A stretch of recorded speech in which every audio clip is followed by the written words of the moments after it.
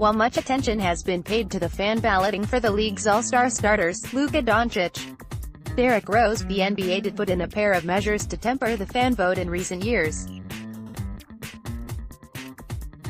Now, the league's media gets to vote as well as the players, with their opinions counting for 25% of the total tally each.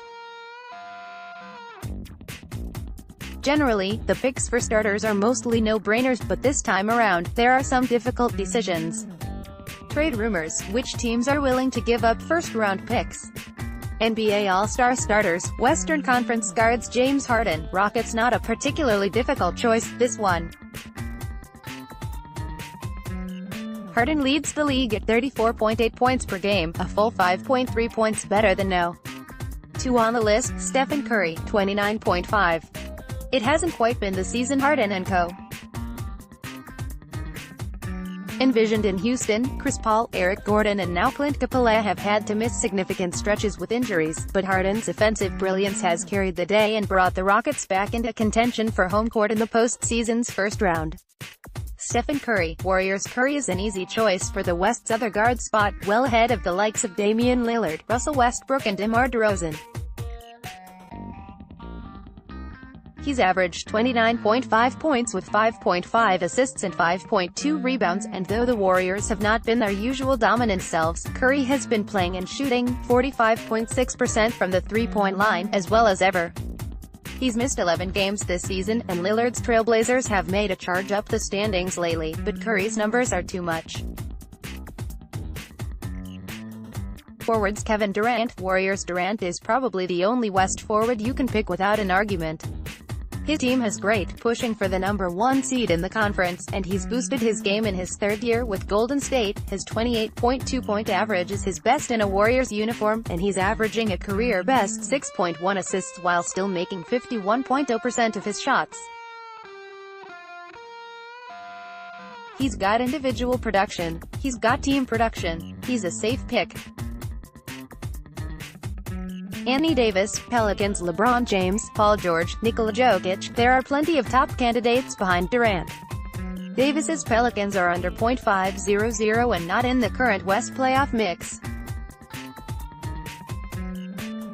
But the numbers are impressive: 29.4 points, 13.3 rebounds and 4.4 assists, all of which are career highs. Some context is required here, too. The Pels have an ultra-thin roster but had to stay afloat without Nikola Mirotic and Elfrid Payton, who were injured for long stretches in the season's first half. The record is not great, but Davis is the primary reason New Orleans has a chance at the playoffs at all. The Pelicans are 4.6 points per 100 possessions better when Davis is on the floor offensively, and 9.2 points per 100 possessions better defensively. This is a terrible team without him, and he's keeping it afloat. Paul George, Thunder. Yes, the edge here goes to George, over James. Not an easy choice, but the groin injury suffered by James will keep him out at least 11 games by the time he is re-evaluated and will almost certainly need more time after that.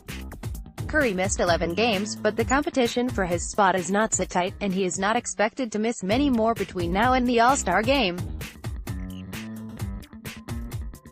There's also the fact that George really does deserve a starting spot. He's a candidate for Defensive Player of the Year and is averaging 26.6 points, 8.1 rebounds and 3.9 assists, making 38.4% of his three-pointers. James is likely to be voted into a starting spot even with the injury, but George has been both healthy and productive, and should get the honor. NBA All-Star starters, Eastern Conference guards. Kyrie Irving, Celtics. The Celtics season has been one of fits and starts, and there have been a lot more fits lately. Irving was at the fore this weekend on that count, criticizing his young teammates as Boston is again mired in a 3-game slump. Still, Irving, 22.7 points, 6.4 assists, 4.8 rebounds, has been the best guard in the East, making 48.9% of his shots and 39.7% of his three-pointers, and for all Boston's inconsistency, the Celtics are still within range of the East's top seed. Irving has been given to sacrificing to accommodate his young teammates. His scoring average is down from the last 2 seasons, but maybe he should stop doing that. He's had only 6 30-point games this year, but Boston is 5-1 in those games. Ben Simmons, 76ers. The All-Star game is in Charlotte, and there's no doubt that Kemba Walker will be on the roster. But he just should not start ahead of Simmons, whose team is 4th in the East and who has averaged 16.7 points, 9.5 rebounds and 8.2 assists this season. Simmons is not a shooter, and that clouds his long-term future, but he is a tremendous passer and vital to the Sixers' ball-moving offense. Walker had a very good case for a starting spot 6 weeks ago, but he's trending in the wrong direction.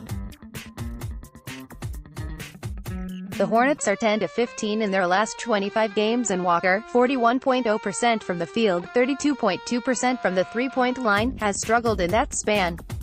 Bradley Beal has made a decent case for a starting spot in the last 3 weeks, but his team is well below .500, and Simmons has been more consistent throughout the season. Forwards Giannis Antetokounmpo, Bucks. Zero controversy in keeping Antetokounmpo lodged in the top spot here. The Bucks are battling the Raptors for the No. 1 seed in the East, and Antetokounmpo is the MVP candidate at the center of their success. 26.4 points and career highs of 57.8% shooting, 12.6 rebounds and 6.1 assists. Sure, he still can't make his three-pointers, but he has dominated in every other facet of the game. Kawhi Leonard, Raptors. Not much controversy in the No. 2 spot on the ballot, either.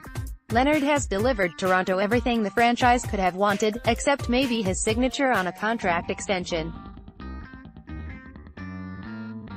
With 27.5 points, 50.3% shooting and 37.3% three-point shooting, he has been the team's offensive focal point and is still a defensive anchor, though perhaps not the DPOY candidate he's been in the past.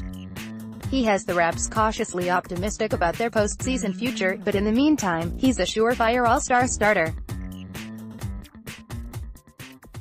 Joel Embiid, 76ers. Again, easy picks for the 3 East front court spots. Embiid is a force on both ends of the floor and only keeps getting better. His 27.0 points and 13.3 rebounds are career highs. Though he should probably be more judicious with his three-point tries, 31.1% on 3.8 attempts per game. Embiid is one of the best finishers at the rim in the game and has worked to become more comfortable with his hook shot in the paint. The Sixers are also 5.7 points per 100 possessions better defensively with him on the floor, a good indication of his rim-protecting importance.